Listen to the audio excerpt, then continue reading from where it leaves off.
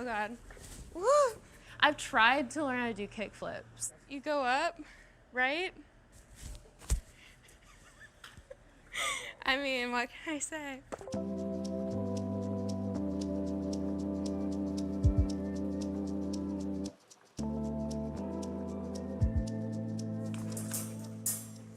Hi, Bubba.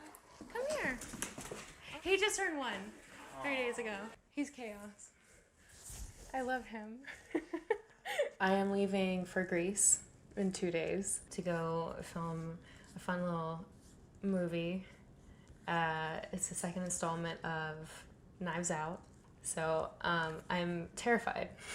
I've never had a schedule like this, and it's very exciting, and it's really fucking cool. Excuse my French. but it's also extremely overwhelming because it's all happening. It feels like it's all happening at once, even though it's not. Like it's been like 2 years in the making. I feel overwhelmed, but I have to remind myself it's fruits of labor. And I'm really lucky to be where I am. It's crazy and it's a little overwhelming. I have to text my friends. I'm like, I'm not ignoring you. I'm just overwhelmed. And I'm sorry. Let's go get drinks. So I used to work at this little food stand in Charleston, South Carolina, and we were making coffee all day. And of course there'd be coffee that would be old. So a trick they taught us to not make more or waste coffee is you just top it off with a little water. So we're gonna do that. Cold brew. Delish! I made you some 3-hour-old coffee. My favorite. How'd you know? It's cold. Ooh. Also, I put ice cubes in it to mask the fact that We ran out of coffee. Yeah, we ran out of coffee. We ran out of coffee. Did you know that? Did you know we ran out of coffee? Trying to find where we were. I feel A like whole we were year ago. locked in isolation. Stay. It would definitely. 1 year ago, Drum roll. I was 1 year ago. I was in Wilmington. This is right after you posted on Instagram. This was right after we decided to Tell the world. be official. Everybody knew. It just we did a good job of like not really wanting the world to know. We did a horrible job. Well, no, I mean like, yeah, it was pretty bad. No, I mean like our inner circle kind of knew, but we didn't really want to. I guess. I think it was still new, know. and so we didn't want to like. I think we wanted to enjoy it first. Yeah.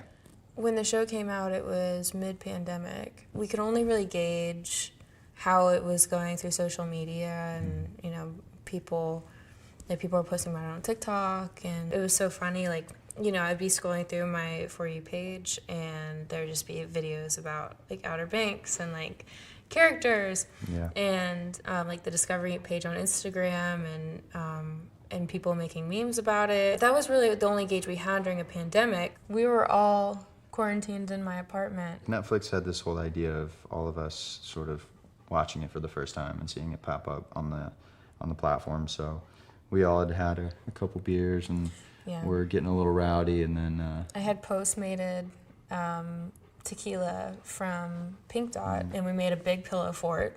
We watched it go from like the little title card that was like coming soon to all the episodes pop up, and the thing that said Outer Banks new episodes. And we went and we clicked on the first episode, and we watched like the intro, like the Pogues running through the house under construction, and then and then we refused to watch anymore because we didn't want to watch ourselves.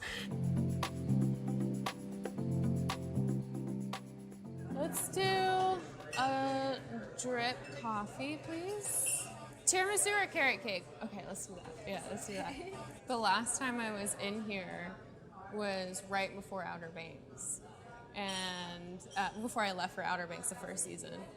So this is quite exciting. I used to come here all the time and get breakfast.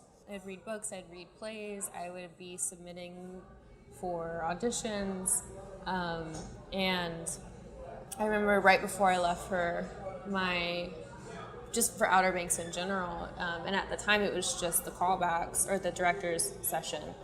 I came here and got breakfast And I called my mom, and I was like, hey mom, I'm coming home for a few days. I have an audition. It's for a Netflix show, and it's in Charleston, weirdly enough. And she was very excited to hear that, and never came back. Yeah. I had just freshly dropped out of college, and I had packed up my car, and I was like, I'm moving to California. I'm gonna go for pilot season. I'm gonna do it. Like, mom and dad, I'm sorry. Like, I dropped out right before midterms, and they were like, what did we do wrong? It was everything they didn't want. I think at the time they didn't want their child to do, and I did. And and I came out here, and then I realized, like, walking into my first few auditions and just being out here in general, I realized, holy shit, like, there's 1,000 of me.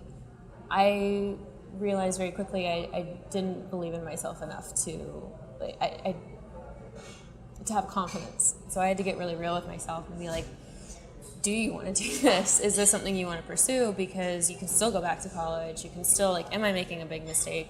I had to get to know myself really quickly because I realized I didn't know myself. It was a reality check for sure. I was like, I need to get my ego in check, because just because I moved to California doesn't mean that things are going to happen to me or happen for me. And it has happened really fast.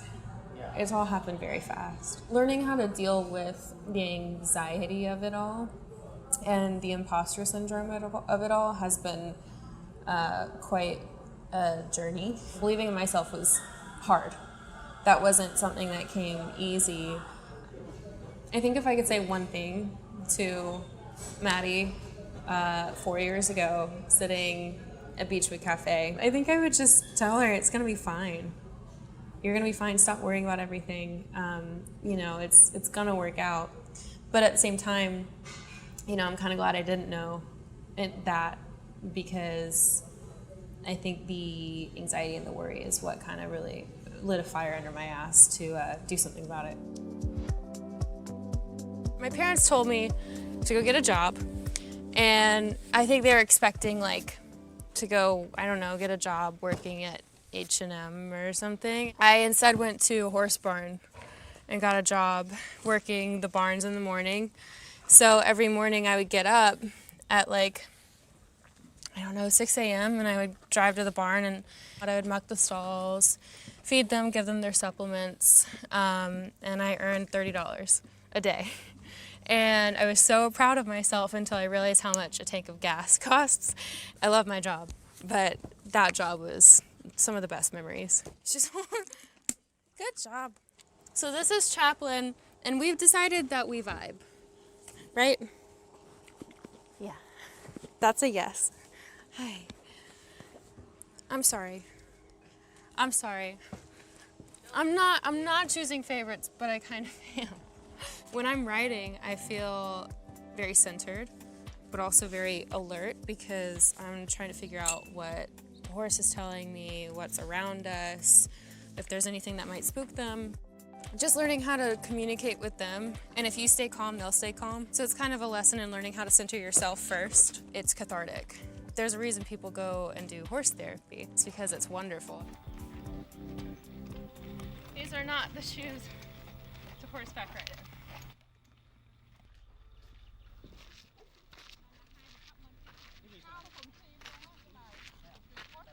I think the thing I've learned the most about my anxiety and dealing with my emotions and learning how to conquer the things like the self-sabotage and the imposter syndrome is just learning how to kind of give in and let things happen. And if it doesn't go to plan, that's okay. And give yourself the permission to tell your anxiety to shut the fuck up. It's funny because this was one of the first places I came to when I moved here, and it just feels like this super crazy full circle moment. I had no idea what was going to happen. So I think LA has really just been a lesson in learning how to let go. I'm excited to see what happens.